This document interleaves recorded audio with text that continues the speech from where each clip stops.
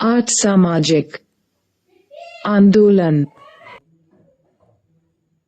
विश्व भर में बड़ी संख्या में विद्यार्थी तथा कार्यालय कर्मी अपने काम पर 5 या 6 दिन ही जाते हैं तथा सप्ताहांत में विश्राम करते हैं। फिर भी छुट्टी वाले दिन आराम करने वाले व्यक्तियों में से बहुत थोड़े लोगों को ही इस बात का आभास है कि यह छुट्टी का दिन मजदूरों के एक लंबे संघर्ष का परिणाम है। कार्य दिवस का 8 घंटे से अधिक का न होना, पुरुषों तथा महिलाओं को समान कार्य के लिए समान मजदूरी दिया जाना तथा मजदूरों की सामाजिक सुरक्षा तथा पेंशन के अधिकार एवं अन्य बहुत से अधिकार सामाजिक आंदोलनों के द्वारा प्राप्त किए गए थे। सामाजिक आंदोलनों ने उस विश्व को एक आकार दिया है जिसमें हम रहते हैं और ये निरंतर ऐसा कर रहे हैं। मतदान का अधिकार। सार्वभौमिक वयस्क मताधिकार अथवा प्रत्येक वयस्क को मत देने का अधिकार भारतीय संविधान द्वारा दिए गए प्रमुख अधिकारों में से एक है। इसका अर्थ यह है कि हम स्वयं अपने द्वारा चुने हुए प्रतिनिधियों के अतिरिक्त किसी भी अन्य व्यक्ति द्वारा शासित नहीं हो सकते हैं। यह अधिकार औपनिवेशिक शासन के दिनों से मौलिक रूप से भिन्न है, जब व्यक्तियों को ब्रिटिश राजसत्ता का प्रतिनिधित्व करने वाले औपनिवेशिक अधिकारियों के समक्ष झुकना पड़ता था। हालांकि ब्रिटेन में भी सभी को मतदान का अधिकार नहीं था। मतदान का अधिकार संपत्ति के स्वामियों तक ही सीमित था। चार्टरवाद, चार्टरिज्म, इंग्लैंड में संसदीय प्रतिनिधित्व से संबंधित एक सामाजिक आंदोलन था।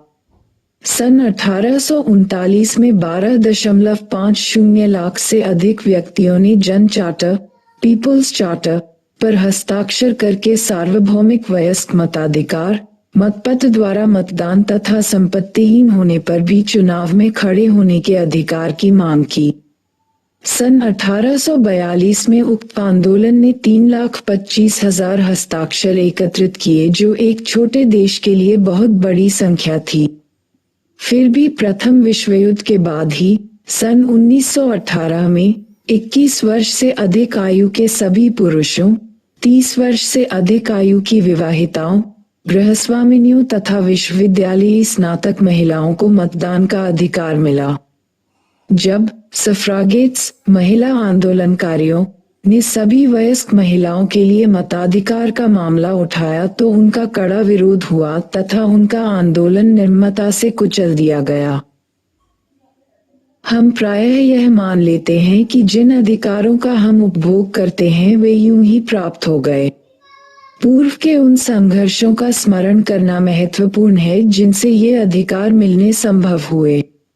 आपने 19वीं सदी के सामाजिक सुधार आंदोलनों, जाति तथा लिंग भेद के विरुद्ध संघर्षों तथा भारत के राष्ट्रीय आंदोलन, जिससे हमें औपनिवेशिक राज से 1947 में स्वतंत्रता मिली, के बारे में पढ़ा है। आप विश्व भर के अनेक राष्ट्रवादी आंदोलनों से भी परिचित हैं, जिनसे एशिया, अफ्रीका तथा अमेरिका में औपनिवेशिक राज्य का अंत हुआ।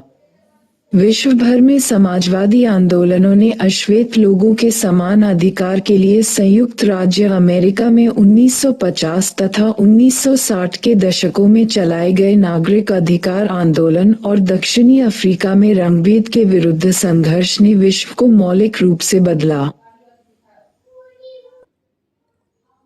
है। सामाजिक आंदोलन न केवल समाजों को बदलते हैं बल्कि अन्य सामाजिक आंदोलनों को प्रेरणा भी देते हैं।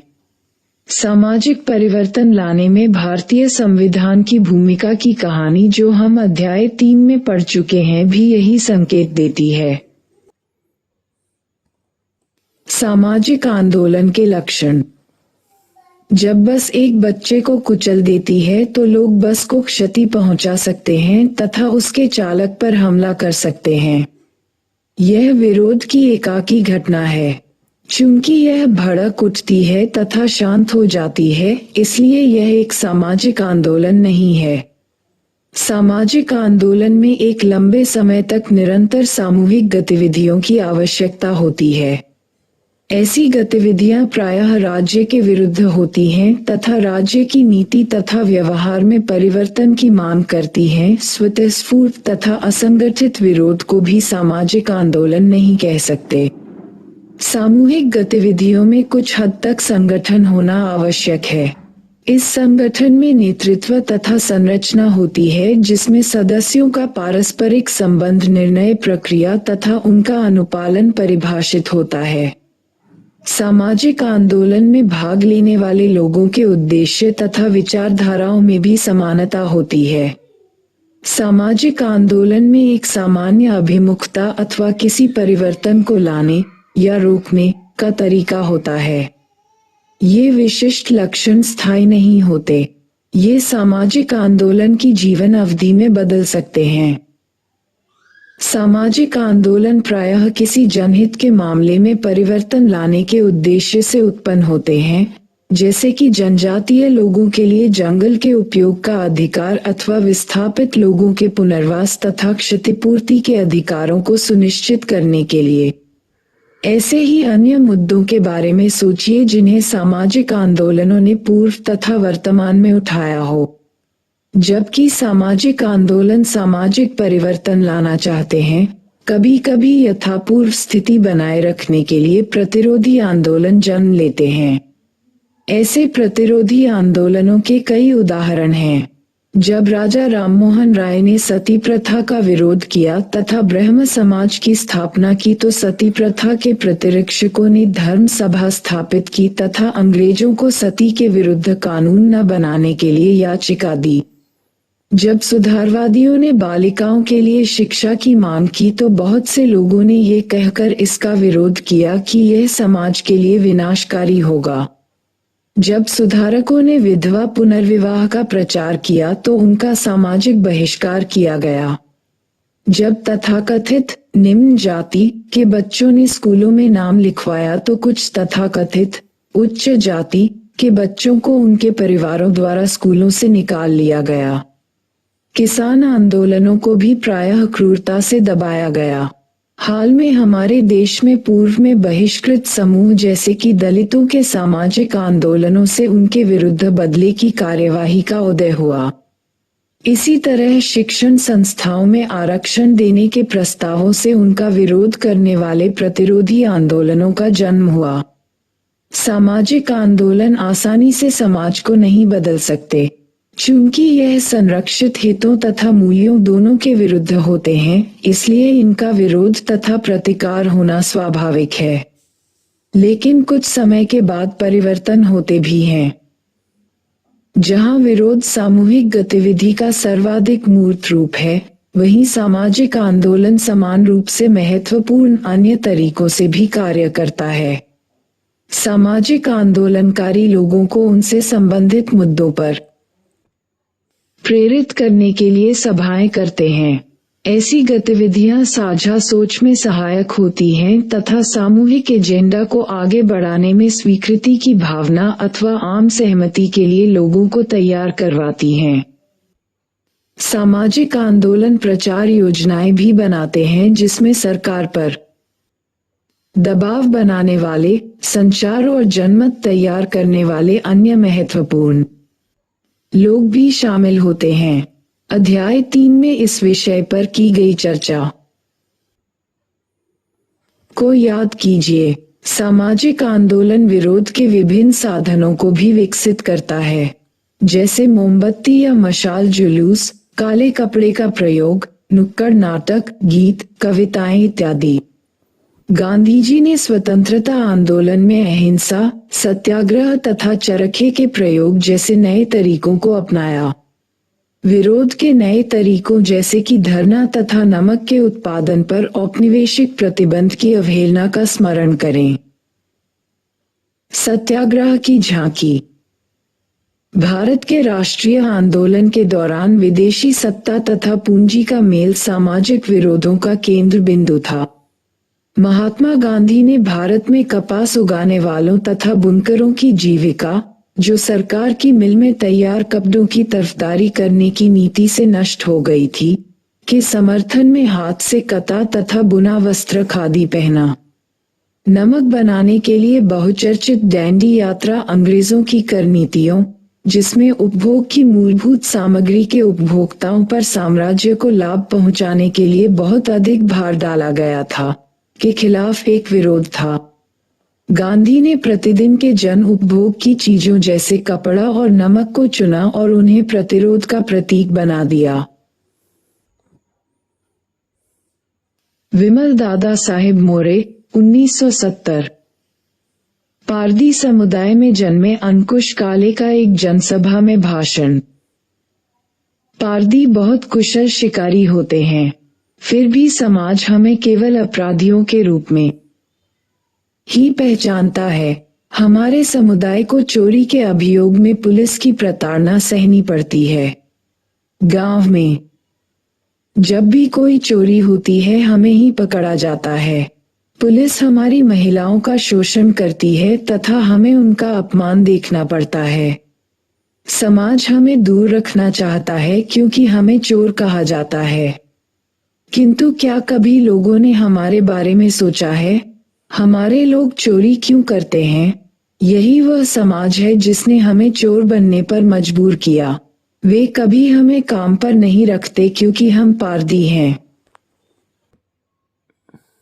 सामाजिक परिवर्तन तथा सामाजिक आंदोलन में अंतर। सामान्य रूप से सामाजिक परिवर्तन तथा सामाजिक आंदोलनों में अंतर करना महत्वपूर्ण है।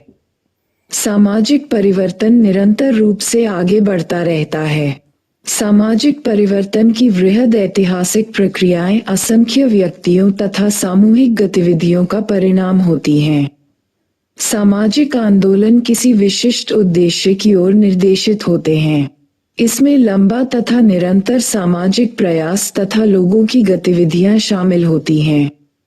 अध्याय 2 में हमारी चर्चा के आधार पर हम संस्कृतिकरण तथा पाश्चात्यकरण को सामाजिक परिवर्तन के रूप में तथा 19वीं सदी के सामाजिक सुधारकों द्वारा समाज में परिवर्तन के प्रयासों को सामाजिक आंदोलन के रूप में देख सकते हैं।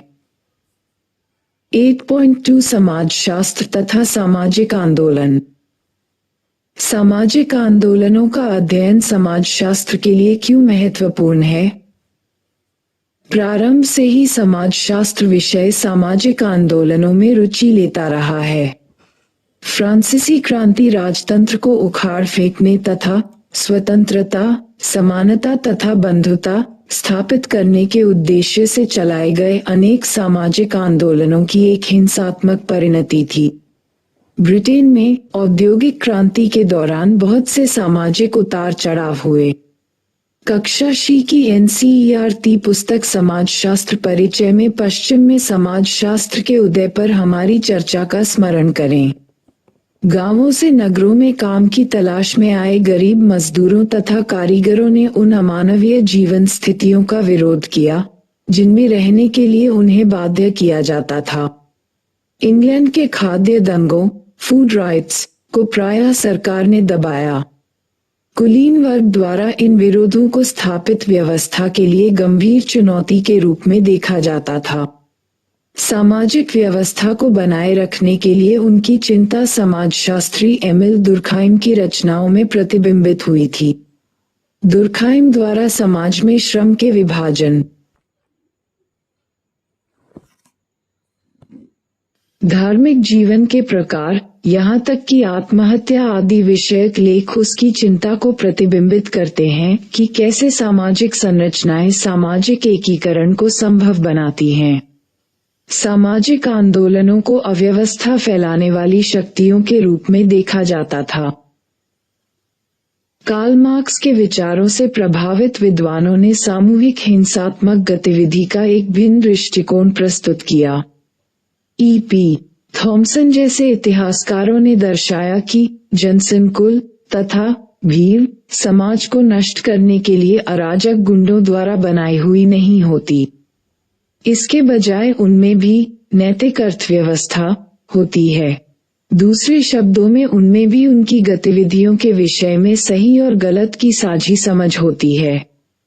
उनके शोध ने दर्शाया कि नगरीय क्षेत्रों में गरीब लोगों के पास विरोध करने के लिए उपयुक्त कारण होते हैं। वे प्रायः सार्वजनिक रूप से विरोध करते हैं क्योंकि उनके पास वचन के विरुद्ध अपना गुस्सा और क्षोभ प्रकट करने का कोई दूसरा तरीका नहीं होता। सामाजिक आंदोलनों के सिद्धांत। सापेक्षिक वचन के सिद्धांत के अनुसार सामाजिक संघर्ष तब उत्पन्न होता है जब एक सामाजिक समूह यह महसूस करता है कि वह अपने आसपास के अन्य लोगों से खराब स्थिति में है। ऐसा संघर्ष सफल सामूहिक विरोध के रूप में परिणत हो सकता है। ये सिद्धांत सामाजिक आंदोलनों को भड़काने में मनोवैज्ञानिक कारकों जैसे क्षोभ तथा रोष की भूमिका पर बल देता है। इस सिद्धांत की सीमा ये है कि हालांकि वंचन का आभास सामूहिक गतिविधि के लिए एक आवश्यक दशा है, फिर भी यह स्वयं में एक पर्याप्त कारण नहीं है। ऐसी सभी घटनाएं जहां लोग सापेक्षिक वंचन का अनुभव करते हैं, सामाजिक आंदोलनों में परिणत नहीं होती। क्या आप ऐसे एक उदाहरण के बारे में सोच सकते जहां लोग वंचन की अनुभूति तो करते हैं किंतु अपनी शिकायतों के निवारण के लिए किसी सामाजिक आंदोलन को न तो प्रारंभ करते हैं और न ही उसमें शामिल होते हैं? सामूहिक कार्यवाही को संगठित करने तथा सतत रूप से गतिशील रखने के लिए शिकायतों की चर्चा तथा विश्लेषण आवश्यक है, जिनसे एक साझी विचारधारा तथा रणनीति पर पहुंचा जा सके। अर्थात सापेक्षिक वचन तथा सामूहिक गतिविधि के बीच स्वतः कोई कारण संबंध नहीं है। दूसरे कारक जैसे कि नेतृत्व तथा संगठन भी हैं जो कि समान रूप से महत्वपूर्ण हैं।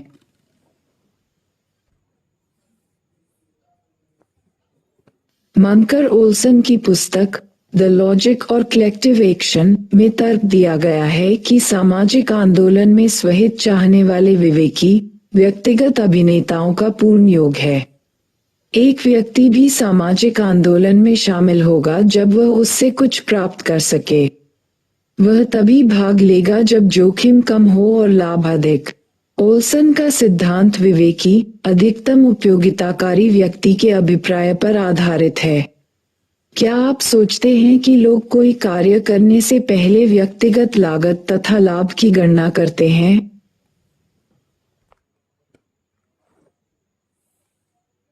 मैकार्थी और जेल्ड ने संसाधन गतिशीलता का सिद्धांत प्रस्तावित किया तथा ओल्सन की इस कल्पना को निरस्त कर दिया कि सामाजिक आंदोलन स्वहित चाहने वाले व्यक्तियों से बने होते हैं। इसके स्थान पर तर्क था कि उनका सामाजिक आंदोलनों की सफलता संसाधनों अथवा विभिन्न प्रकार की योग्यता को गतिशील करने की क्षमता पर निर्भर होती है। अगर एक आंदोलन नेतृत्व, संगठनात्मक क्षमता तथा संचार सुविधाओं जैसे संसाधनों को एकत्र कर सकता है तथा उन्हें उपलब्ध राजनीतिक अवसर संरचना में प्रयोग कर सकता है, तो वह प्रभावशाली हो सकता है। आलोचक तर्क देते हैं कि सामाजिक आंदोलन उपलब्ध संसाधनों द्वारा सीमित नहीं होता है। यह नए प्रतीक तथा पहचानों जैसे संसाधनों की रचना कर सकता है। जैसा कि असंख्य गरीब लोगों के आंदोलन दिखाते हैं कि संसाधनों की कमी एक बाध्यता नहीं होती।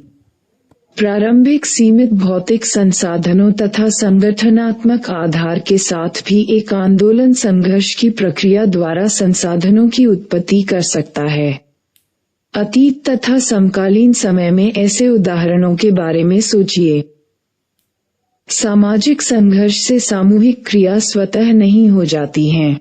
ऐसी कार्यवाही के लिए एक समूह द्वारा स्वयं को उत्पीड़ित व्यक्तियों के रूप में चेतनात्मक रूप से विचार करना तथा अपनी पहचान बनाना भी आवश्यक है।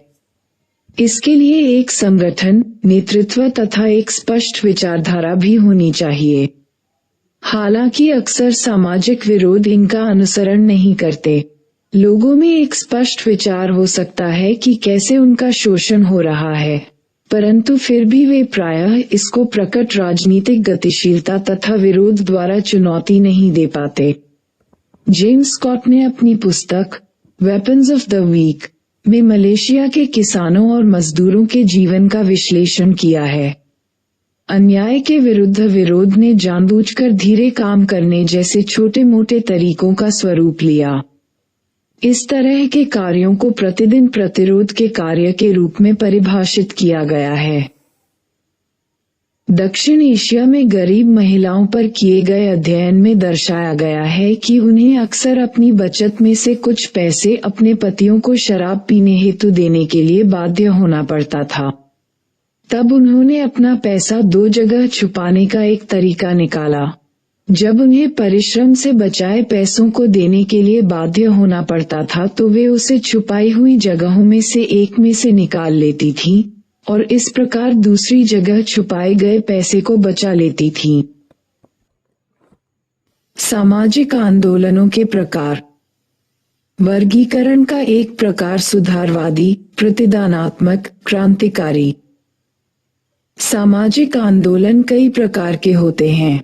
उन्हें निम्न प्रकार से वर्गीकृत किया जा सकता है। 1. प्रतिदानात्मक अथवा रूपांतरणकारी। 2. सुधारवादी तथा 3. क्रांतिकारी। प्रतिदानात्मक सामाजिक आंदोलन का लक्ष्य अपने व्यक्तिगत सदस्यों की व्यक्तिगत चेतना तथा गतिविधियों में परिवर्तन लाना होता है। उदाहरण के लिए, केरल के इज़हावा समुदाय के लोगों ने नारायण गुरु के नेतृत्व में अपनी सामाजिक प्रथाओं को बदला। सुधारवादी सामाजिक आंदोलन वर्तमान सामाजिक तथा राजनीतिक विन्यास को धीमे, प्रगतिशील चरणों द्वारा बदलने का प्रयास करता है। सन 1960 के दशक में भारत के राज्यों को भाषा के आधार पर पुनर्गठित करने अथवा हाल के सूचना के अधिकार का अभियान सुधारवादी आंदोलनों के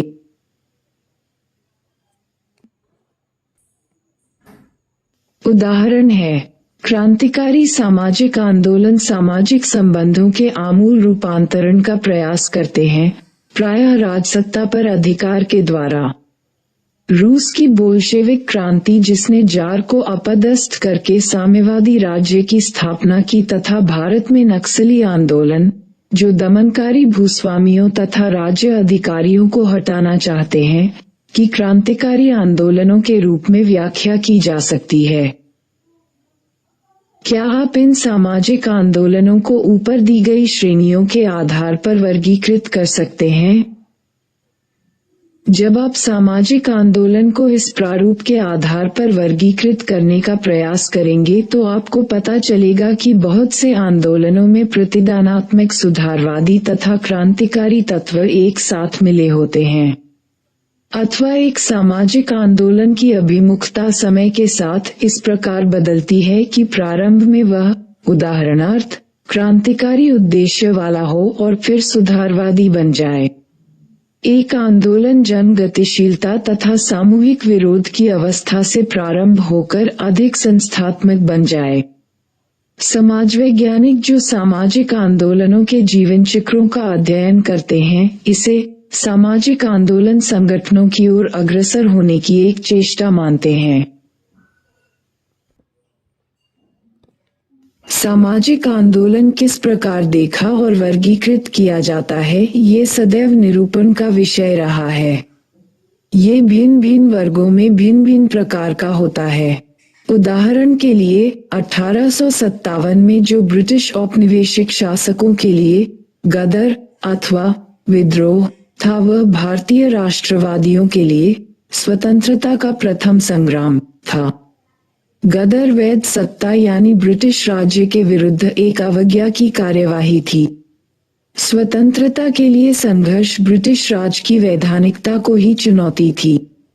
ये दिखाता है कि लोग कैसे सामाजिक आंदोलनों को भिन्न अर्थ देते हैं। वर्गीकरण का एक अन्य प्रकार पुराना तथा नया। 20वीं सदी के अधिकांश भाग में सामाजिक आंदोलन वर्ग आधारित थे, जैसे कि मजदूर वर्ग आंदोलन तथा किसान आंदोलन अथवा उपनिवेश विरोधी आंदोलन। जबकि उपनिवेश विरोधी आंदोलनों ने सभी लोगों को राष्ट्रीय स्वतंत्रता संघर्षों में एकजुट किया, वर्ग आधारित आंदोलनों ने कामगार वर्गों अथवा कृषक जैसे वर्गों को उनके अधिकारों की लड़ाई के लिए एकत्र किया। इस प्रकार पिछली सदी के सर्वाधिक दूरगामी आंदोलन वर्ग आधारित अथवा राष्ट्रीय स्वतंत्रता संघर्ष पर आधारित थे। आपने अपनी इतिहास की पुस्तकों में यूरोप में कामगारों के आंदोलनों के बारे में पढ़ा है, जिससे अंतर्राष्ट्रीय साम्यवादी आंदोलन का उदय हुआ। इसके अतिरिक्त विश्व भर में साम्यवादी तथा समाजवादी राज्यों का गठन हुआ, जिनमें सोवियत संघ, चीन तथा क्यूबा मुख्य रूप से उल्लेखनीय हैं। इन आंदोलनों से पूंजीवाद में भी सुधार हुआ। पश्चिम यूरोप के पूंजीवादी राष्ट्रों में कामगारों के अधिकारों का संरक्षण तथा सार्वभौमिक शिक्षा देने वाले, स्वास्थ्य की देखभाल तथा सामाजिक सुरक्षा देने वाले कल्याणकारी राज्यों की स्थापना साम्यवादी तथा समाजवादी आंदोलनों द्वारा उत्पन्न किए गए राजनीतिक दबाव के कारण संभव हुई। उपनिवेशवाद के विरुद्ध आंदोलन भी पूंजीवाद के विरुद्ध आंदोलन जितना प्रभावशाली रहा है। चूंकि पूंजीवाद तथा उपनिवेशवाद आमतौर पर साम्राज्यवाद के प्रकारों के माध्यम से अंतःसंबंधित होते हैं, अतः सामाजिक आंदोलनों ने शोषण के इन दोनों प्रकारों को एक साथ निशाना बनाया, अर्थात राष्ट्रीय आंदोलनों ने विदेशी शक्ति के शासन के साथ ही विदेशी पूंजी के प्रभुत्व के विरुद्ध आंदोलन किया। द्वितीय विश्व युद्ध के बाद के दशकों में राष्ट्रीय आंदोलनों के परिणामस्वरूप भारत, मिस्र, इंडोनेशिया तथा अन्य बहुत से देशों में साम्राज्य के अंत तथा नए राष्ट्र राज्यों का गठन देखा गया। तब से 1960 तथा 1970 के दशक के प्रारंभ में सामाजिक आंदोलनों की एक नई लहर चली। यह वह समय था जब संयुक्त राष्ट्र अमेरिका के नेतृत्व में सेनाएं वियतनाम में भूतपूर्व फ्रांसीसी उपनिवेश में साम्यवादी गुरिल्लाओं के विरुद्ध एक खूनी संघर्ष में सम्मिलित थी। यूरोप में पेरिस विद्यार्थियों के जीवंत आंदोलन का केंद्र था, जो युद्ध के विरुद्ध हड़तालों की एक श्रृंखला में कामगारों के दलों में सम्मिलित हो गए। अटलांटिक के दूसरी तरफ संयुक्त राष्ट्र अमेरिका सामाजिक विरोध के उदय का अनुभव कर रहा था। मार्टिन लूथर किंग द्वारा चलाए गए आंदोलन के बाद मैल्कम द्वारा अश्वेत शक्ति आंदोलन चलाया गया। युद्ध विरोधी आंदोलन में लाखों विद्यार्थियों ने भाग लिया, जिन्हें सरकार द्वारा अनिवार्य रूप से भर्ती कर वियतनाम में लड़ने के लिए भेजा जा रहा था। महिलाओं का आंदोलन तथा पर्यावरण आंदोलन को भी सामाजिक उथल-पुथल के इस काल में बल मिला।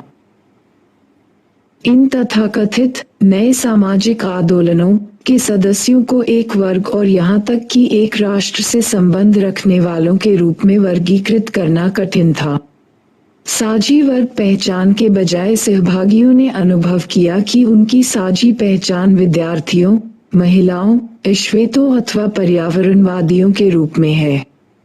पुराने सामाजिक आंदोलन, जो प्रायः वर्ग संबंधी मुद्दों जैसे मजदूर संघ अथवा कृषक आंदोलन पर आधारित थे, किस प्रकार पर्यावरण, महिलाओं या जनजातीय आंदोलनों जैसे नए सामाजिक आंदोलनों से भिन्न हैं। आप अध्याय 5 में वर्णित मजदूर संघ आंदोलनों तथा कामगारों के संघर्षों के अनेक उदाहरणों से पूर्व परिचित हैं।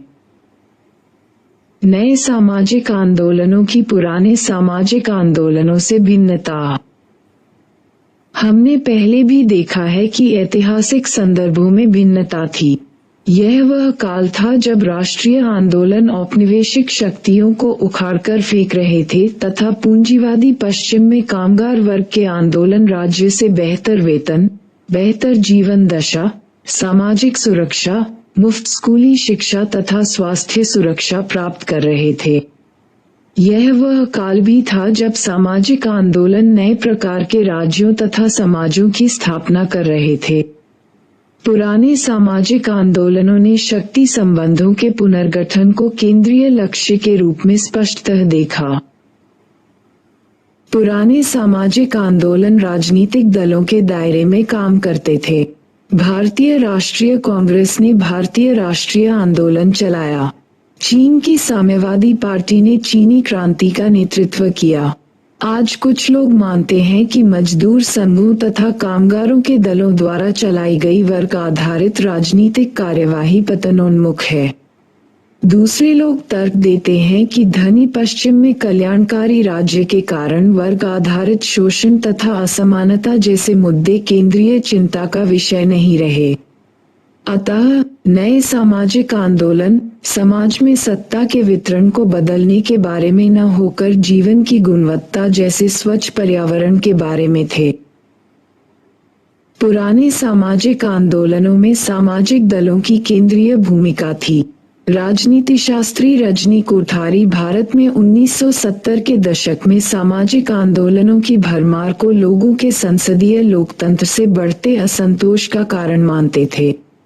कोठारी तर्क देते हैं कि राज्य की संस्थाओं पर अभिजात लोगों का अधिकार हो गया है।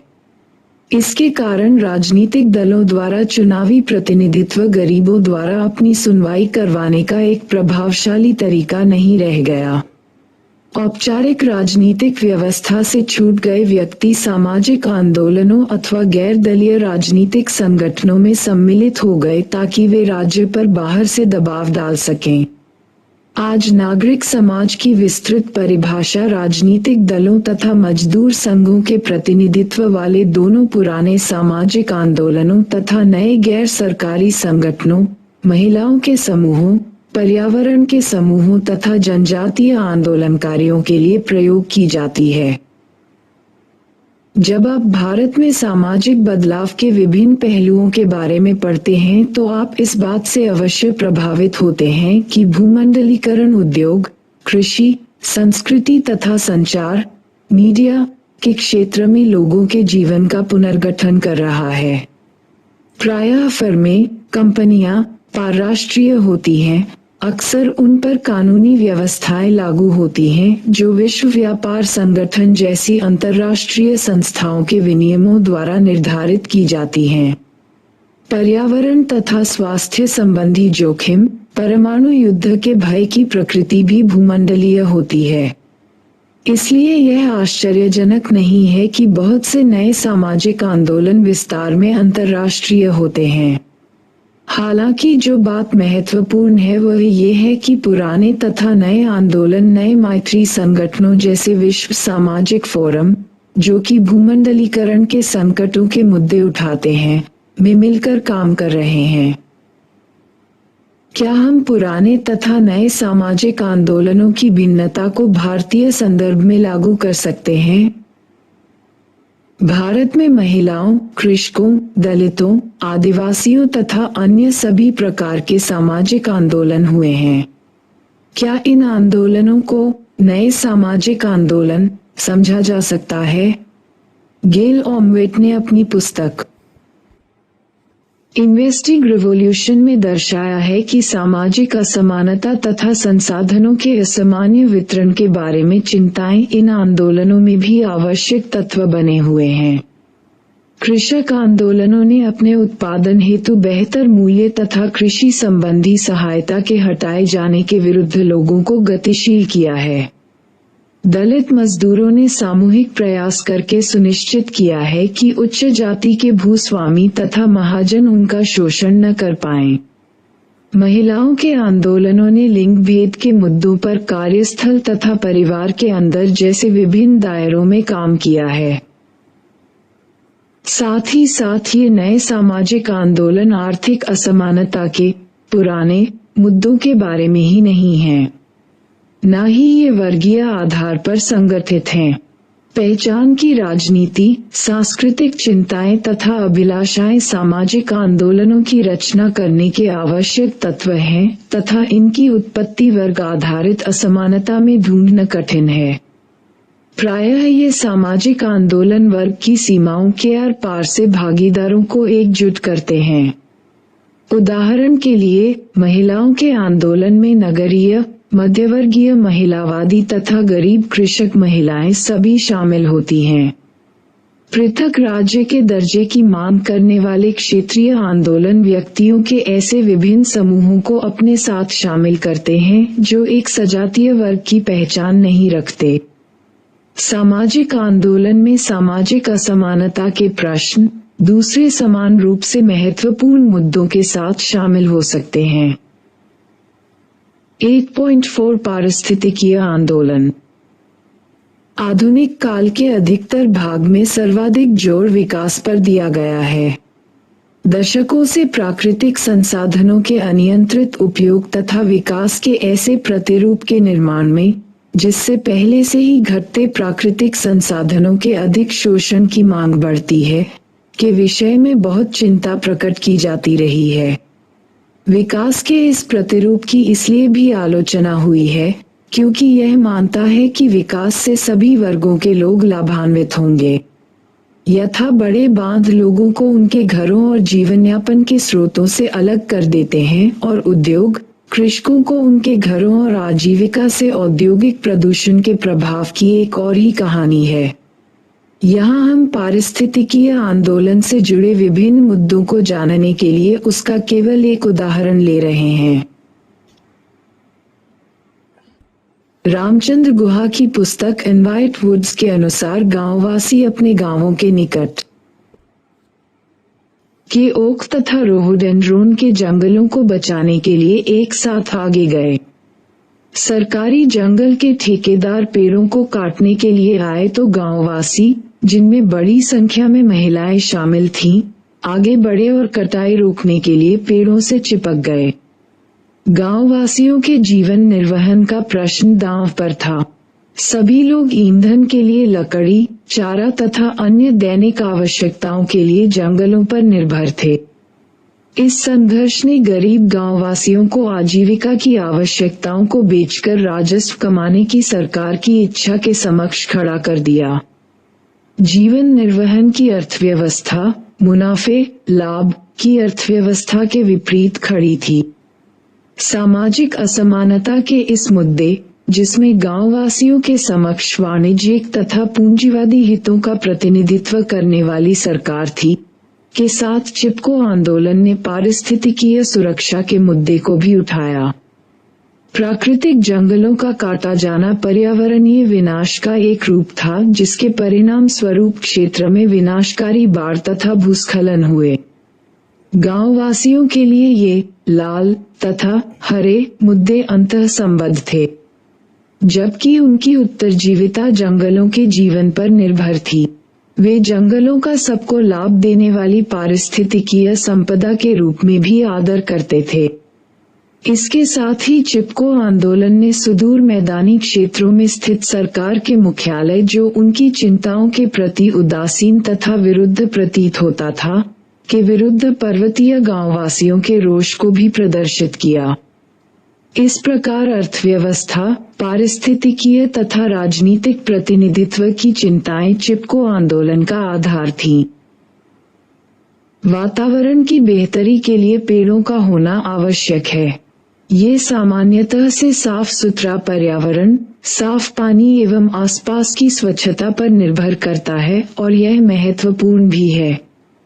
इन सब बातों को ध्यान में रखते हुए भारत सरकार ने हाल ही में एकीकृत गंगा संरक्षण मिशन परियोजना, नमामि गंगे योजना एवं स्वच्छ भारत अभियान को प्रारंभ किया।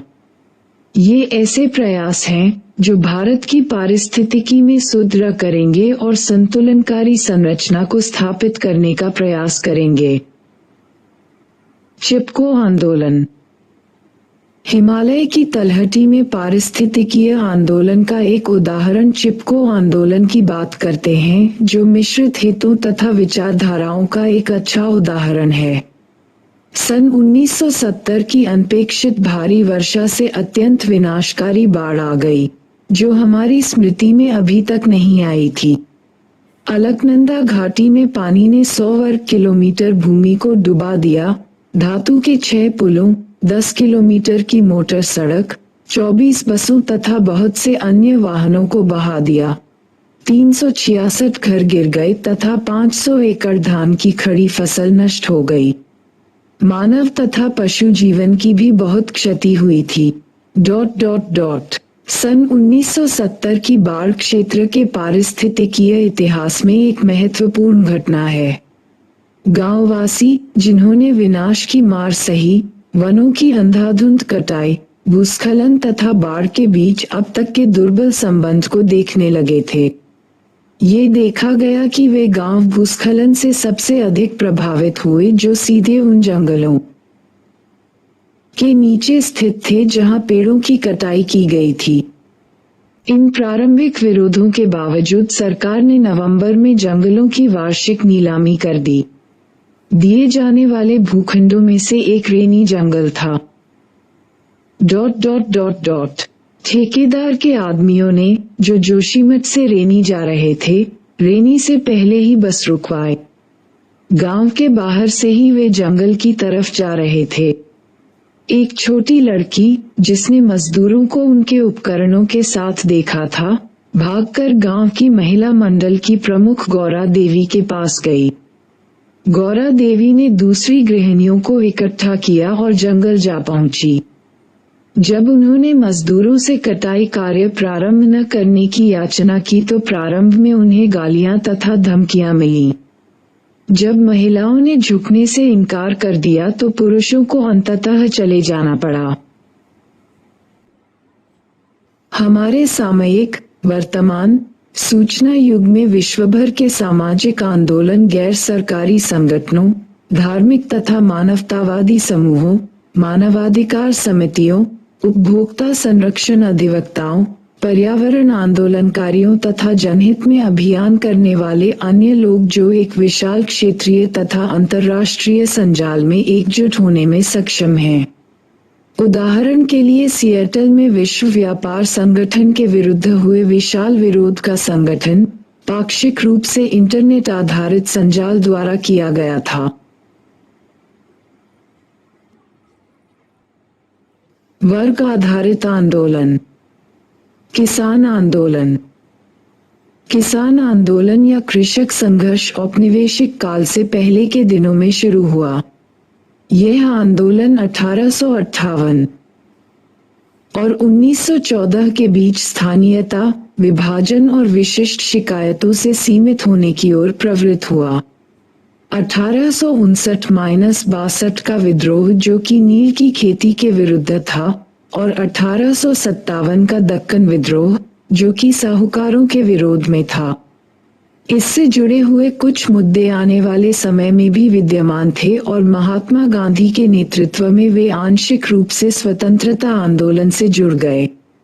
उदाहरण के लिए बारदोली सत्याग्रह 1928 सूरत जिले में एक लगान विरोधी अभियान था और ये देशव्यापी असहयोग आंदोलन का हिस्सा था। ये भूमि का कर न देने का अभियान था और 1917-18 में चंपारण सत्याग्रह हुआ जो नील की खेती के विरुद्ध था। 1920 का प्रतिरोध आंदोलन ब्रिटिश सरकार की वन की नीतियों के विरुद्ध था और कुछ क्षेत्रों में स्थानीय शासक भी उठ खड़े हुए। हमारे अध्याय 1 के संरचनात्मक परिवर्तन को याद करें। –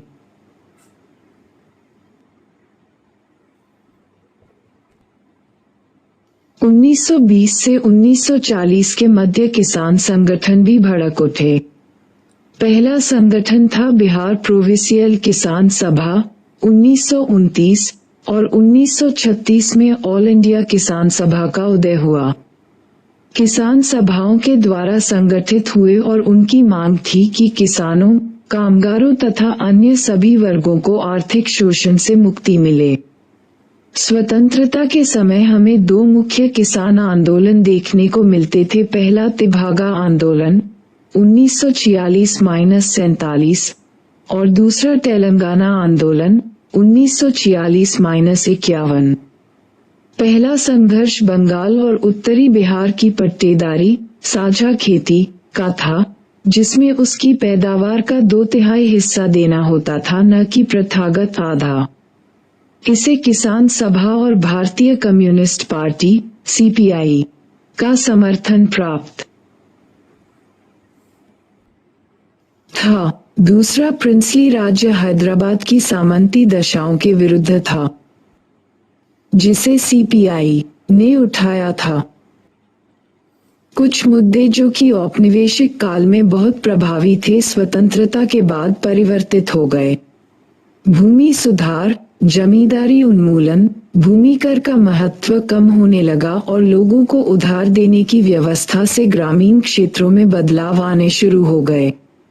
सन 1947 के बाद के समय की विशेषता थी दो बड़े सामाजिक आंदोलन, पहला नक्सली आंदोलन और दूसरा नए किसानों का आंदोलन। नक्सली आंदोलन बंगाल में नक्सलबारी 1967 क्षेत्र से शुरू हुआ।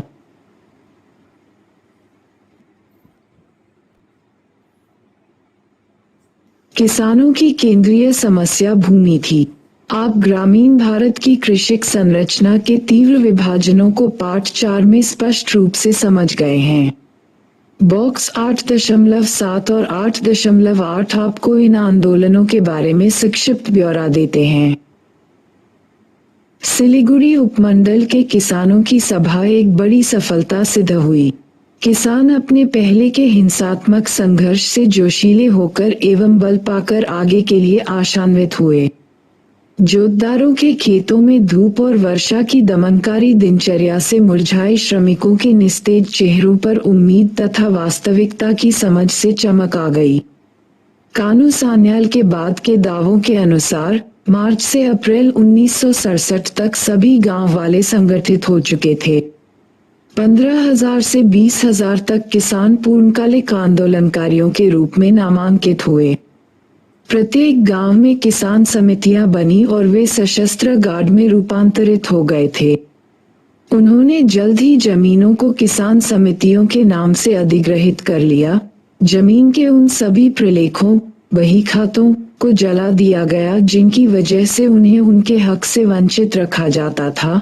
बंधक, कुछ सामान रहन रख कर दिया जाने वाला कर्ज, कर के लिए गए सारे कर्जों को निरस्त कर दिया। दमनकारी भूस्वामियों के लिए मृत्युदंड की घोषणा की। भूस्वामियों से बंदूकें छीनने के लिए सशस्त्र टोलियों का गठन किया।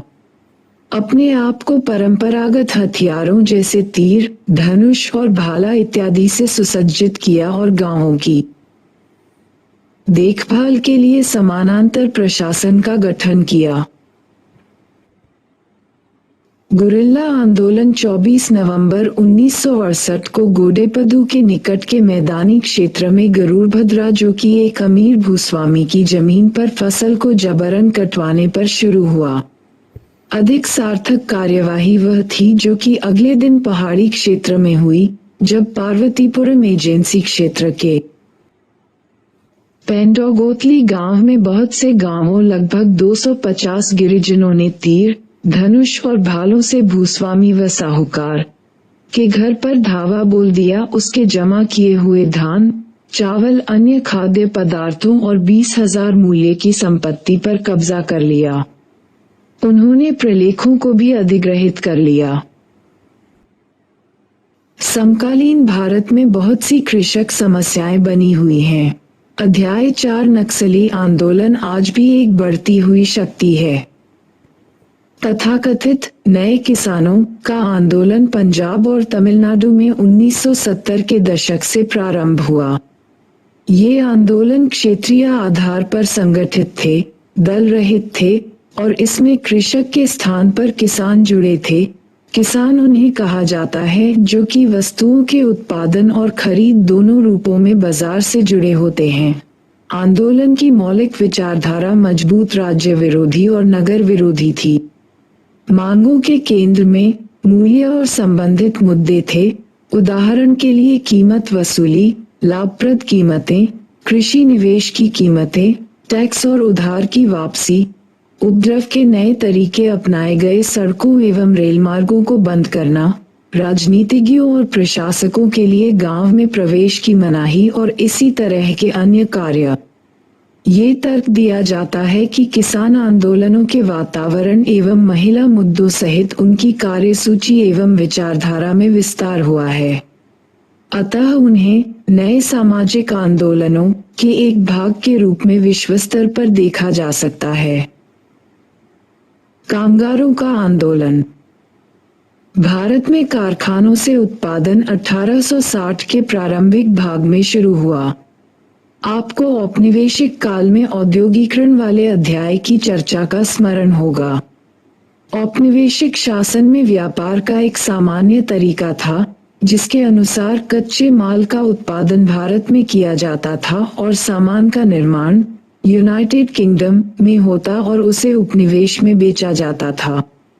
इसीलिए इन कारखानों को बंदरगाह वाले शहरों कोलकाता, और बम्बई, मुंबई में स्थापित किया गया। बाद में ऐसे कारखानों को मद्रास, चेन्नई में भी स्थापित किया गया। आसाम में चाय बागानों को लगाने का काम 1839 के आसपास हुआ। औपनिवेशिक काल की प्रारंभिक अवस्थाओं में मजदूरी बहुत सस्ती थी क्योंकि औपनिवेशिक सरकार ने उनके वेतन और कार्य दशाओं के लिए कोई नियम नहीं बनाए थे। आपको याद होगा कि औपनिवेशिक सरकार ने किस तरह से वृक्षारोपण के लिए मजदूरों की उपलब्धता सुनिश्चित की थी। अध्याय 1। हालांकि मजदूर संघ बाद में बने लेकिन कामगारों ने विरोध पहले भी किया। उस वक्त उनकी कार्यवाही संपोषित के स्थान पर स्वतःस्फूर्त ज्यादा थी। कुछ राष्ट्रवादी नेताओं ने उपनिवेश विरोधी आंदोलन में मजदूरों को भी शामिल किया। युद्ध से देश में उद्योगों का विस्तार हुआ, लेकिन इससे लोगों की परेशानी भी बहुत बढ़ी। वहां खाने की कमी हो गई और कीमतें बहुत तेजी से बढ़ीं। वहां बम्बई, मुंबई की कपड़ा मिलों में हड़तालों की एक लहर चली।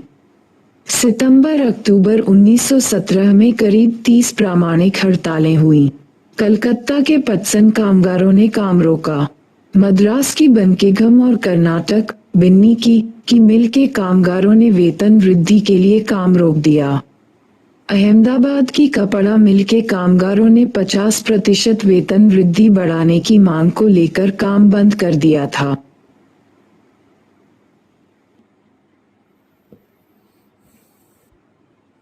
सर्वप्रथम मजदूर संघ की स्थापना अप्रैल 1918 में बीपी वाडिया, जो कि एक सामाजिक कार्यकर्ता और थियोसॉफिकल सोसाइटी के सदस्य थे, ने की।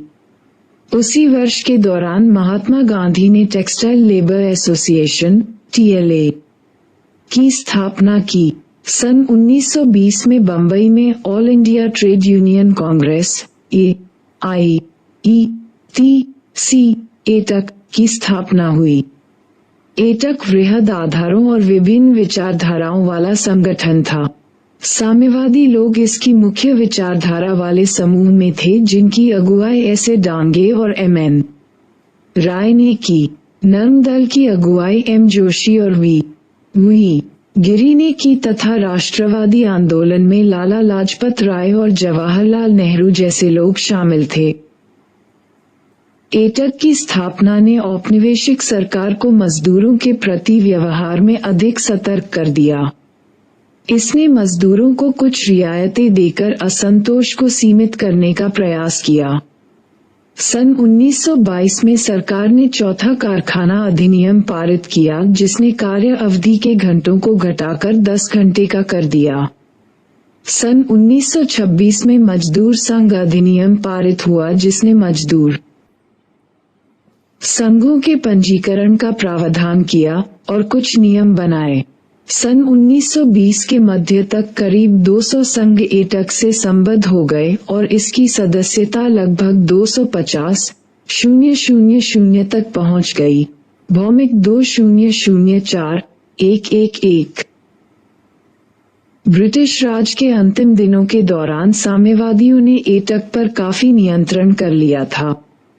मई 1947 में भारतीय राष्ट्रीय कांग्रेस ने एक अन्य संघ भारतीय राष्ट्रीय ट्रेड यूनियन कांग्रेस राजनीतिक दलों की तर्ज पर अधिक विभाजनों का रास्ता खुला। राष्ट्रीय स्तर पर कामगार वर्ग के आंदोलन ने राजनीतिक दलों की तरह विघटन के अतिरिक्त 1960 के दशक के अंत से क्षेत्रीय दलों ने भी अपने स्वयं के संघों का गठन प्रारंभ किया। सन 1966-67 में अर्थव्यवस्था में भारी मंदी आई, जिसमें उत्पादन में तथा परिणामस्वरूप रोजगार में कमी हुई। सभी ओर असंतोष था। 1974 में रेल कर्मचारियों की बहुत बड़ी हड़ताल हुई। राज तथा मजदूर संघों के बीच प्रतिरोध तीव्र हो गया। 1975-77 में आपातकाल के दौरान सरकार ने मजदूर संघों की गतिविधियों पर अंकुश लगा दिया। ये पुनः अल्पकालिक था। भूमंडलीकरण के वर्तमान संदर्भ में आपने श्रम प्रयोग तथा श्रम समस्याओं में परिवर्तन की प्रकृति देखी है। मजदूर संघों के समक्ष भी एक नई प्रकृति की चुनौतियां हैं। आपने पढ़ा कि भूमंडलीकरण के समकालीन संदर्भ में होने वाले परिवर्तनों ने श्रमिकों को प्रभावित किया। मजदूर संघों के सामने नई प्रकार की चुनौतियां आईं। इसे समझने के लिए आपको अध्याय 5 और 6 को पुनः देखने की आवश्यकता है। 8.6 जाति आधारित आंदोलन। दलित आंदोलन। स्वाभिमान का सूरज लपटों में जल उठा। इन जातियों को इसे जलाने दो, चकनाचूर, खंडित, नष्ट करने दो, ये घृणा की दीवारें टुकड़े टुकड़े करने दो। इन सदियों पुराने अंधेपन के केंद्रों को उठो, ओ लोगों। दलितों के सामाजिक आंदोलन एक विशिष्ट चरित्र दर्शाते हैं। मात्र आर्थिक शोषण अथवा राजनीतिक दबाव के संदर्भ में इनकी व्याख्या संतोषजनक रूप से नहीं की जा सकती, हालांकि ये पहलू भी महत्वपूर्ण है। यह एक मानव के रूप में पहचान प्राप्त करने का संघर्ष है। यह आत्मविश्वास तथा आत्मनिर्णय का स्थान पाने का संघर्ष है। यह अस्पृश्यता द्वारा उपलिक्षित कलंक को समाप्त करने का संघर्ष है। इसे स्पर्श के लिए संघर्ष कहा जाता है। दलित शब्द का प्रयोग आमतौर पर मराठी, हिंदी, गुजराती तथा अन्य भारतीय भाषाओं में गरीब तथा उत्पीड़ित लोगों के अर्थ में किया जाता है। इसका नए संदर्भ में प्रथम प्रयोग मराठी में 1970 के दशक के प्रारंभ में बाबा साहब अम्बेडकर के अनुयायियों ने नवबौद्ध आंदोलनकारियों के संदर्भ में किया था। इसका अभिप्राय उन लोगों से था जिन्हें उनके ऊपर के लोगों द्वारा जानबूझकर तोड़ा और धराशायी किया गया। इस शब्द में ही प्रदूषण, कर्म तथा न्यायोचित जाति संस्करण की स्वाभाविक अस्वीकृति है। देश में पहले अथवा अभी कोई एक संगठित दलित आंदोलन नहीं हुआ है। विभिन्न आंदोलनों ने दलितों से संबंधित विभिन्न मुद्दों को विभिन्न विचारधाराओं के आसपास उभारा है। हालांकि सभी एक दलित पहचान की बात कहते हैं, फिर भी इसका अर्थ सभी के लिए एक समान अथवा निश्चित नहीं होता। दलित आंदोलनों की प्रकृति तथा पहचान के अर्थ में भिन्नता के बावजूद उनमें समानता, आत्मसम्मान तथा अस्पृश्यता उन्मूलन के लिए एक समानता की खोज हो रही है। शाह 2001, 194। इसे पूर्वी मध्य प्रदेश के छत्तीसगढ़ के मैदानी इलाके में चमारों के सतनामी आंदोलन में, पंजाब के आदि धर्म आंदोलन में, महाराष्ट्र के महार आंदोलन में, आगरा के जाटवों की सामाजिक राजनीतिक गतिशीलता में तथा दक्षिण भारत के ब्राह्मण विरोधी आंदोलन में देखा जा सकता है। समसामयिक काल में दलित आंदोलन ने जनमंडल में निर्विवाद रूप से स्थान प्राप्त कर लिया है, जिसकी उपेक्षा नहीं की जा सकती। इसके साथ प्रचुर मात्रा में दलित साहित्य भी आया है। दलित साहित्य पूर्णरूपेण चतुवर्ण व्यवस्था तथा जाति संस्करण के विरुद्ध है, जिन्हें ये क्रियाशीलता तथा निम्न जातियों के कुल अस्तित्व के दमन के लिए उत्तरदायी मानते हैं। दलित लेखक अपने स्वयं के अनुभव तथा दृष्टिकोण के आधार पर अपनी कल्पनाशीलता तथा भावों का प्रयोग करने के लिए हठी होते हैं। बहुत से लोग मानते हैं कि मुख्यधारा वाले समाज की उच्च सामाजिक कल्पनाशीलता सत्य को प्रकट करने के बजाय छुपाएगी।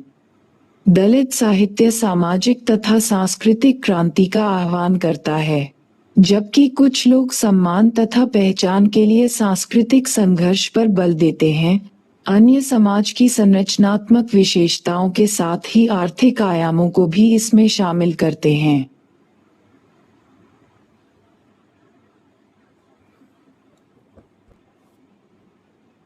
समाजशास्त्रियों द्वारा दलित आंदोलनों को वर्गीकृत करने के प्रयासों से यह मान्यता पैदा हुई है कि वे सभी प्रकारों यथा सुधारवादी, मुक्तिप्रद, प्रतिदानात्मक तथा क्रांतिकारी हैं।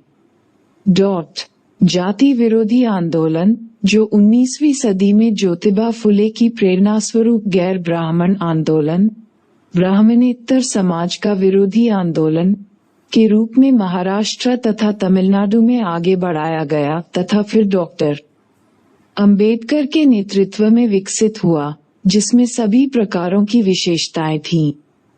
हालांकि अपनी सर्वोत्तम दशा में ये समाज के संदर्भ में क्रांतिकारी तथा व्यक्तियों के संदर्भ में मुक्तिप्रद, प्रतिदानात्मक था। आंशिक संदर्भ में अम्बेडकरोत्तर दलित आंदोलनों में क्रांतिकारी परिपाटी रही है। इसने जीवन के वैकल्पिक तरीके दिए, जो कुछ बिंदुओं पर सीमित तथा कुछ बिंदुओं पर मौलिक तथा सर्व सम्मिलित थे, जिससे व्यवहार में परिवर्तन जैसे कि गौमांस भक्षण का त्याग से लेकर धर्म परिवर्तन तक सभी कुछ शामिल था। ये संपूर्ण समाज के परिवर्तन पर केंद्रित था। जाति उत्पीड़न तथा आर्थिक शोषण को समाप्त करने के मौलिक क्रांतिकारी लक्ष्य से लेकर अनुसूचित जाति के सदस्यों को सामाजिक गतिशीलता प्रदान करवाने के सीमित लक्ष्यों तक। लेकिन कुल मिलाकर यह आंदोलन एक सुधारवादी आंदोलन रहा है। इसने जाति के आधार पर गतिशीलता प्रदान की, परंतु जाति को नष्ट करने के लिए केवल आधे मन से प्रयास किए। इसने प्रयास करके कुछ वास्तविक किंतु सीमित सामाजिक बदलाव प्राप्त किए, विशेषतः दलितों में शिक्षित वर्गों के लिए, परंतु यह अब तक भी संतोषप्रद रूप से विश्व में सर्वाधिक गरीब आम जनता के गरीबी उन्मूलन के लिए समाज को परिवर्तित करने में असफल रहा है। पिछड़े वर्ग एवं जातियों के आंदोलन। पिछड़ी जातियों वर्गों का राजनीतिक इकाइयों के रूप में उदय औपनिवेशिक तथा उपनिवेशोत्तर दोनों संदर्भों में हुआ है। औपनिवेशिक राज प्रायः अपनी संरक्षिता का वितरण जाति के आधार पर करते थे। इसलिए लोगों का संस्थागत जीवन में सामाजिक तथा राजनीतिक पहचान के लिए अपनी जातियों में रहना अर्थपूर्ण होता था। इससे समान रूप से अवस्थिति जाति समूहों पर स्वयं को संगठित करना, जिसे समानांतर विस्तार कहा जाता है, पर प्रभाव पड़ा। इस प्रकार जाति अपनी कर्मकांडी विषय वस्तु छोड़ने लगी और राजनीतिक गतिशीलता के लिए अधिक से अधिक पंथनिरपेक्ष बन गई। अध्याय 2 में पंथनिरपेक्षता पर चर्चा का स्मरण करें। पिछड़े वर्गों की संज्ञा का प्रयोग देश के विभिन्न भागों में 19वीं सदी के अंत से किया जा रहा है। इसका अधिक विस्तृत प्रयोग मद्रास प्रेसिडेंसी में 1872 से, मैसूर के राजशाही राज्य में 1918 से तथा बम्बई प्रेसिडेंसी में 1825 से किया जा रहा है। 1920 के दशक से देश के विभिन्न भागों में जाति के मुद्दों के आसपास एकजुट होकर बहुत से संगठन उठ खड़े हुए। इनमें संयुक्त प्रोविंस में Hindu backward classes league, Hindu पिछड़ा वर्ग league, all India backward classes federation, अखिल भारतीय पिछड़ा वर्ग लीग शामिल हैं। 1954 में पिछड़े वर्गों के लिए 88 संगठन काम कर रहे हैं। उच्च जाति का जवाब। दलितों तथा अन्य पिछड़े वर्गों के बढ़ते हुए प्रभाव ने उच्च जातियों के कुछ वर्गों में ये धारणा उत्पन्न की है कि उनकी उपेक्षा हो रही है। उन्हें लगता है कि उनके अल्पसंख्यक होने के कारण सरकार उनकी कोई परवाह नहीं करती। समाजशास्त्रियों के रूप में हमें ये पता लगाना चाहिए कि ऐसी भावनाओं का अस्तित्व है और हम इसे किसी सीमा तक परिनिरीक्षण कर सकते हैं, और तब हमें यह विवेचना करनी चाहिए कि ऐसा आभास किस सीमा तक प्रयोगसिद्ध तथ्यों पर आधारित है। हमें ये भी पूछना चाहिए कि उन तथाकथित उच्च जातियों की पूर्व पीढ़ियों ने जाति को आधुनिक भारत की एक जीवंत वास्तविकता के रूप में क्यों नहीं देखा। बॉक्स में एक स्वाभाविक समाजशास्त्रीय व्याख्या दी गई है। बॉक्स 8.12 इसका एक सही समाजशास्त्रीय विश्लेषण देता है। नेहरूयुगीन भारत में जन्मी पीढ़ियों ने जाति को एक पुरातन, गई बीती धारणा के रूप में देखा। जाति का नजरिया उस नए मध्यवर्ग पर विशेष रूप से हावी था जिसे अपनी परंपरागत उच्च जातीय हैसियत का लंबा अनुभव था, मगर जिसने हाल ही में शहरी वातावरण और आधुनिक व्यवसायों में प्रवेश किया था। इस नवमध्यवर्गीय परिवेश में पले बड़े मुझ जैसे लोगों के लिए जाति एक गुजरी चीज थी। माना कि कर्मकांडी अवसरों पर खासकर शादी ब्याहों में इसे किसी पुराने संदूक से झाड़ पोंछ कर निकाली गई भूली बिसरी वस्तु की तरह पेश किया जाता था। लेकिन हमें नहीं लगता था कि शहरी दैनिक जीवन में जाति की कोई सक्रिय भूमिका है। अब जाकर या यूं कहिए कि मंडल के बाद हमें ये समझ में आने लगा है कि शहरी मध्यवर्ग के संदर्भ में जाति लगभग अदृश्य क्यों थी। सबसे महत्वपूर्ण कारण बेशक यही है कि इस संदर्भ में ऊंची जातियों का जबरदस्त दबदबा था। नेहरूयुगीन मध्यवर्ग के प्रायः सभी सदस्य सवर्ण थे। इस सजातीय एकरूपता ने जाति को सामाजिक दृश्यता की देहरी के नीचे दबाकर आंखों से ओझल कर दिया। अगर आप हर तरफ अपनी ही बिरादरी के लोगों से घिरे हों तो जाति अस्मिता का सवाल ही नहीं उठेगा। ठीक उसी तरह जैसे विदेश में रहते हुए हमें भारतीय होने का हमेशा ख्याल रहता है, लेकिन भारत में रहते हुए हम इसे भुला देते हैं।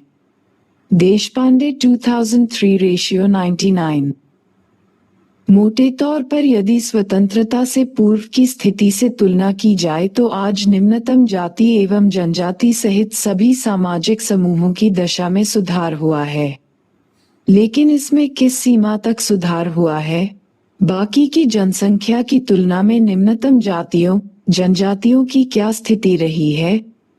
ये सच है कि 21वीं शताब्दी के प्रारंभ में सभी जाति समूहों में विभिन्न प्रकार के रोजगार तथा व्यावसायिकता आज भी तुलना में बहुत विस्तृत है। हालांकि यह इस विशाल सामाजिक सच्चाई को नहीं बदलता कि उच्चतम अथवा सर्वाधिक प्राथमिकता वाले व्यवसायों में उच्च जाति के लोग ज्यादा हैं, जबकि छोटे तथा तिरस्कृत व्यवसायों में बहुमत निम्नतम जातियों का है। विभेदीकरण तथा पृथकता के मुद्दों की विस्तार से चर्चा NCERT कक्षा 11 की पुस्तक समाजशास्त्र परिचय में की गई है। यह आंदोलन देश भर जनजातीय आंदोलन देश भर में फैले विभिन्न जनजातीय समूहों के मुद्दे समान हो सकते हैं, लेकिन उनके विभेद भी उतने ही महत्वपूर्ण हैं।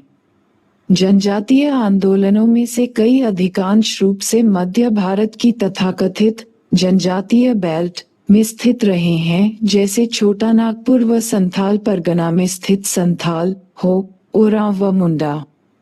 नए गठित हुए झारखंड प्रदेश का मुख्य भाग इन्हीं से बना है। हमारे लिए विभिन्न आंदोलनों के बारे में विस्तृत विवरण देना संभव नहीं है। हम उदाहरण के रूप में झारखंड की चर्चा करेंगे, जहां जनजातीय आंदोलन का इतिहास 100 वर्ष पुराना है।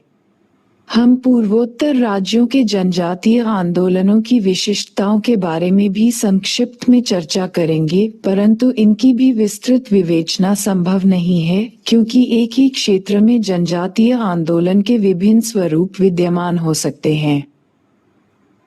झारखंड सन 2000 में दक्षिण बिहार से काटकर बनाया गया झारखंड भारत के नवनिर्मित राज्यों में से एक है। इस राज्य की स्थापना के पीछे का इतिहास 1 सदी से अधिक का प्रतिरोध है। झारखंड के लिए सामाजिक आंदोलन के करिश्माई नेता बिरसा मुंडा नाम का एक आदिवासी था, जिसने अंग्रेजों के विरुद्ध एक बड़े विद्रोह का नेतृत्व किया। अपनी मृत्यु के बाद बिरसा इस आंदोलन का एक प्रमुख प्रतीक बन गया। उसके बारे में कहानियां और गीत पूरे झारखंड में गाए जाते हैं। बिरसा के संघर्ष की स्मृति लेखों द्वारा भी जीवित रखी गई। दक्षिण बिहार में काम कर रहे ईसाई मिशनरी इस क्षेत्र में साक्षरता के प्रसार के लिए उत्तरदायी थे। साक्षर आदिवासियों ने अपने इतिहास तथा मिथकों के बारे में शोध और लेखन प्रारंभ किया। उन्होंने जनजातीय प्रथाओं तथा सांस्कृतिक व्यवहारों के बारे में लिखा और उनके बारे में जानकारी प्रदान की। इससे झारखंडियों को संगठित संजातीय चेतना तथा साझी पहचान बनाने में सहायता मिली। साक्षर आदिवासी सरकारी नौकरियां पाने की स्थिति में भी थे, जिससे समय के साथ एक मध्यवर्गीय आदिवासी बुद्धिजीवी नेतृत्व का उदय हुआ, जिसने पृथक राज्य की मांग को प्रारूप दिया तथा भारत एवं विदेशों में भी इसका प्रचार किया। दक्षिण बिहार के अंतर्गत आदिवासी दिकुओं की, जो प्रवासी व्यापारी तथा महाजन थे और उस क्षेत्र में आकर बस गए थे तथा जिन्होंने वहां के मूल निवासियों की संपदा पर अधिकार कर लिया था, मूल आदिवासी उनसे घृणा करते थे।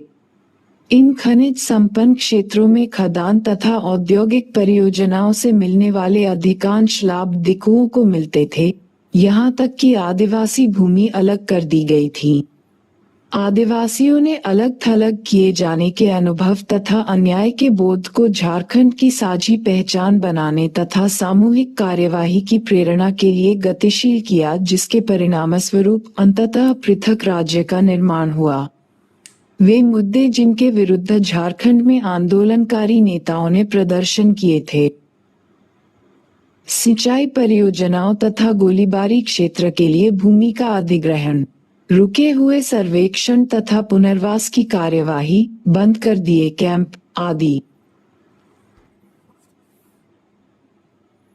ऋणों, किराए तथा सहकारी कर्जों का संग्रह, जिसका प्रतिकार किया गया। वन उत्पाद का राष्ट्रीयकरण, जिसका उन्होंने बहिष्कार किया। पूर्वोत्तर: स्वतंत्रता प्राप्ति के बाद भारत सरकार ने राज्यों के निर्माण की जो प्रक्रिया प्रारंभ की, उसने इस क्षेत्र के सभी प्रमुख पर्वतीय क्षेत्र के जिलों में अशांति की प्रवृत्ति पैदा की। अपनी पृथक पहचान तथा पारंपरिक स्वायत्तता के प्रति सचेत ये जातियां असम के प्रशासनिक तंत्र में सम्मिलित किए जाने के बारे में अनिश्चित थीं। इस प्रकार इस क्षेत्र में संजातीयता का उदय जनजाति के एक सशक्त अज्ञात प्रणाली के संपर्क में आने के परिणामस्वरूप विकसित हुई नवीन परिस्थिति का सामना करने का प्रत्युत्तर था। भारतीय मुख्यधारा से लंबे समय तक पृथक रहने के कारण ये जनजातियां अपना स्वयं का विश्व दर्शन तथा सामाजिक व सांस्कृतिक संस्थाओं को बहुत कम बाहरी प्रभाव से बचा रख पाए। जबकि पहले की अवस्था ने अलगाव की प्रवृत्ति दिखाई, ये प्रवृत्ति भारतीय संविधान के दायरे में ही स्वायत्तता की खोज द्वारा प्रस्थापित हो गई है। नोंगब्री 2003 रेशियो 115। एक मुख्य मुद्दा जो देश के विभिन्न भागों के जनजातीय आंदोलनों को जोड़ता है, वह है जनजातीय लोगों का वन भूमि से विस्थापन। इस अर्थ में पारिस्थितिकीय मुद्दे जनजातीय आंदोलनों के केंद्र में हैं, लेकिन इसी प्रकार पहचान की सांस्कृतिक असमानता व विकास जैसे आर्थिक मुद्दे भी हैं। ये हमें पुनः भारत में पुराने तथा नए सामाजिक आंदोलनों की अस्पष्टता के प्रश्न की ओर वापस ले जाता है।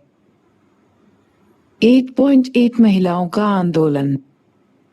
19वीं सदी के समाज सुधार आंदोलन तथा प्रारंभिक महिला संगठन। आप 19वीं सदी के समाज सुधार आंदोलनों से भलीभांति परिचित हैं, जिन्होंने महिलाओं से संबंधित अनेक मुद्दे उठाए। इस पुस्तक के अध्याय 2 और पहली पुस्तक में भी इन्हें उठाया गया है। 20वीं सदी के प्रारंभ में राष्ट्रीय तथा स्थानीय स्तर पर महिलाओं के संगठनों में वृद्धि देखी गई। विमेन्स इंडिया एसोसिएशन, भारतीय महिला association, WIA, 1971 all India women's conference, अखिल भारतीय महिला कॉन्फ्रेंस, AI, WC, 1926 और national council for women in India, Bharat में महिलाओं की राष्ट्रीय काउंसिल, NCWI। ये ऐसे संगठनों के नाम हैं जिन्हें हम तुरंत पहचान कर बता सकते हैं, जबकि इनमें से कई की शुरुआत सीमित कार्यक्षेत्र से हुई, इनका कार्यक्षेत्र समय के साथ विस्तृत हुआ। उदाहरण के लिए प्रारंभ में AIWC का विचार था कि महिला कल्याण तथा राजनीति आपस में असंबद्ध है। कुछ वर्ष बाद उसके अध्यक्षीय भाषण में कहा गया, क्या भारतीय पुरुष अथवा स्त्री स्वतंत्र हो सकते हैं यदि भारत गुलाम रहे? हम अपनी राष्ट्रीय स्वतंत्रता, जो कि सभी महान सुधारों का आधार है, के बारे में चुप कैसे रह सकते हैं? ये तर्क दिया जा सकता है कि सक्रियता का ये काल सामाजिक आंदोलन नहीं था। इसका विरोध भी किया जा सकता था, चलो हम उन विशेषताओं का स्मरण करें जो सामाजिक आंदोलनों को चिन्हित करती हैं। इनमें संगठन, विचारधारा, नेतृत्व, एक साझी समझ तथा जन मुद्दों पर परिवर्तन लाने का लक्ष्य था। सम्मिलित रूप से ये एक ऐसा वातावरण बनाने में सफल हुए जहां महिलाओं के मुद्दों की उपेक्षा नहीं की जा सकती थी। कृषिक संघर्ष तथा क्रांतियां। प्रायः यह माना जाता है कि केवल मध्यवर्गीय शिक्षित महिलाएं ही सामाजिक आंदोलनों में सहभागिता रहें। संघर्ष का एक भाग महिलाओं की सहभागिता के विस्मृत इतिहास को याद करना रहा है। औपनिवेशिक काल में जनजातीय तथा ग्रामीण क्षेत्रों में प्रारंभ होने वाले संघर्षों तथा क्रांतियों में महिलाओं ने पुरुषों के साथ भाग लिया। बंगाल में तिभागा आंदोलन, निजाम के पूर्व शासन का तेलंगाना सशस्त्र संघर्ष तथा महाराष्ट्र में वली जनजाति के बंधुआ दासत्व के विरुद्ध क्रांति, ये कुछ उदाहरण हैं। 1947 के बाद एक मुद्दा जो प्रायः उठाया जाता है कि यदि 1947 से पहले महिला आंदोलन एक सक्रिय आंदोलन था, तो बाद में उसका क्या हुआ? इसकी एक व्याख्या ये दी जाती है कि राष्ट्रीय आंदोलन में भाग लेने वाली बहुत सी महिला प्रतिभागी राष्ट्र निर्माण के कार्य में संलग्न हो गई। दूसरे लोग विभाजन के आघात को इस ठहराव का उत्तरदायी मानते हैं। 1970 के दशक के मध्य में भारत में महिला आंदोलन का नवीनीकरण हुआ। कुछ लोग इसे भारतीय महिला आंदोलन का दूसरा दौर कहते हैं। जबकि बहुत सी चिंताएं उसी प्रकार बनी रहीं, फिर भी संगठनात्मक रणनीति तथा विचारधाराओं दोनों में परिवर्तन हुआ। स्वायत्त महिला आंदोलन कहे जाने वाले आंदोलनों में वृद्धि हुई। स्वायत्त शब्द इस तथ्य की ओर संकेत था कि उन महिला संगठनों से जिनके राजनीतिक दलों से संबंध थे, से भिन्न ये स्वायत्तशासी अथवा राजनीतिक दलों से स्वतंत्र थीं। यह अनुभव किया गया कि राजनीतिक दल महिलाओं के उद्दा को अलग थलग रखने की प्रवृत्ति रखते हैं।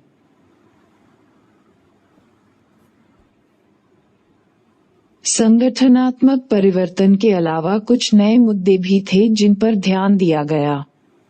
उदाहरण के लिए, महिलाओं के प्रति हिंसा के बारे में वर्षों से अनेक अभियान चलाए गए हैं। आपने देखा होगा कि स्कूल के प्रार्थना पत्र में पिता तथा माता दोनों के नाम होते हैं। ये सदैव सत्य नहीं था। इसी प्रकार महिलाओं के आंदोलनों के कारण महत्वपूर्ण कानूनी परिवर्तन आए हैं। भूस्वामित्व व रोजगार के मुद्दों की लड़ाई यौन उत्पीड़न तथा दहेज के विरुद्ध अधिकारों की मांग के साथ लड़ी गई है। व्यापक बेरोजगारी, पारिस्थितिकीय क्षरण तथा अनियंत्रित निर्धनता के सामने देश में राजनीतिक गतिविधि की एक नई हलचल प्रारंभ हुई। कुछ मामलों में संघर्षों को विभिन्न दलों के मंचों से अथवा विभिन्न दलों के गठबंधन द्वारा चलाया गया। दूसरे प्रकार की कार्यवाही का एक उदाहरण 60 के दशक के अंत में मुंबई तथा गुजरात में चलाया गया आंदोलन है, जो कि मूल्य वृद्धि के विरोध में हुआ था।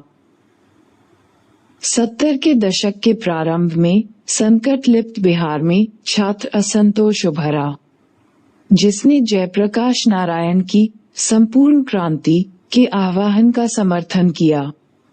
सत्ता संरचना के बारे में बड़ी संख्या में प्रश्न उठाए गए, जिनमें अनेक मुद्दे महिलाओं से संबंधित थे, जैसे परिवार, कार्य, वितरण, पारिवारिक हिंसा, पुरुष तथा स्त्रियों द्वारा संसाधनों पर असमान पहुंच, स्त्री पुरुष संबंध के मुद्दे तथा महिलाओं के लिंग भेद के प्रश्न। 70 के दशक में ही स्वतः स्फूर्त महिला आंदोलनों का उदय भी देखा गया है। 70 के दशक के मध्य में कई शिक्षित महिलाओं ने सक्रिय राजनीति में प्रवेश किया तथा साथ ही साथ महिलाओं के मुद्दों को भी बढ़ाया। कई नगरों में महिलाओं के समूह एक साथ आए, जिन घटनाओं ने इन सभाओं को संगठनात्मक प्रयासों के रूप में मूर्तिमान क्रिस्टलाइज करने में उत्प्रेरक का कार्य किया। वे थे मथुरा बलात्कार कांड 1978 तथा माया त्यागी बलात्कार कांड 1980। दोनों ही पुलिस संरक्षण में बलात्कार के मामले थे जिनसे राष्ट्रव्यापी विरोध आंदोलन हुए। इस बात की भी स्वीकारोक्ति हुई है कि सभी महिलाएं पुरुषों के मुकाबले किसी न किसी प्रकार असुविधाग्रस्त हैं, फिर भी सभी महिलाएं एक ही स्तर या प्रकार का भेदभाव नहीं झेलती। शिक्षित मध्यवर्गीय महिलाओं की चिंता कृषक महिला से उसी प्रकार भिन्न है जिस प्रकार एक दलित महिला की चिंता एक उच्च जाति की महिला से भिन्न है। हम हिंसा का उदाहरण लेते हैं।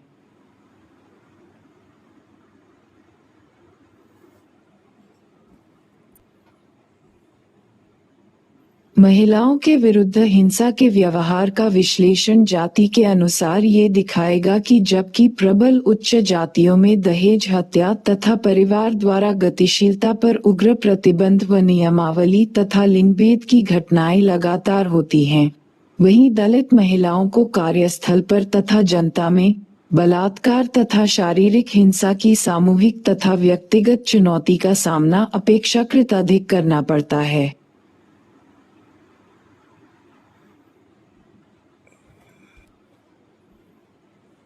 इस बात की मान्यता भी बढ़ रही है कि स्त्री व पुरुष दोनों ही प्रबल लिंग पहचान द्वारा बाध्य हैं।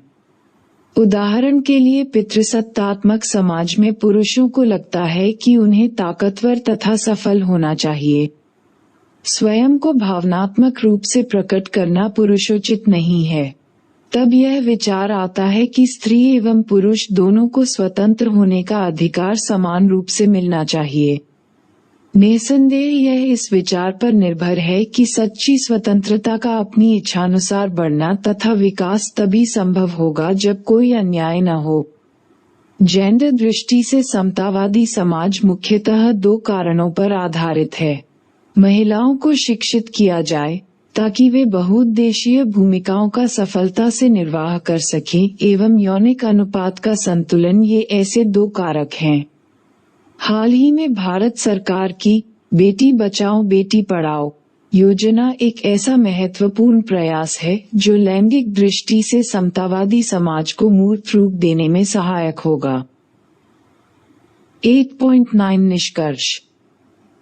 अब जब हम पुस्तक के अंत में पहुंच चुके हैं, कदाचित ये प्रासंगिक होगा कि हम पुनः वहां वापस जाएं जहां हमने कक्षा शी में समाजशास्त्र की प्रथम पुस्तक से प्रारंभ किया था। हमने व्यक्ति तथा समाज के बीच द्वंद्वात्मक संबंधों की चर्चा से शुरुआत की थी। सामाजिक आंदोलन कदाचित इस संबंध को सर्वश्रेष्ठ ढंग से दिखाते हैं। ये उत्पन्न होते हैं क्योंकि व्यक्ति तथा सामाजिक समूह अपनी दशा को परिवर्तित करना चाहते हैं। ये संगठित होते हैं तथा अपनी दशा में परिवर्तन लाते हुए समाज को बदलने की चेष्टा करते हैं।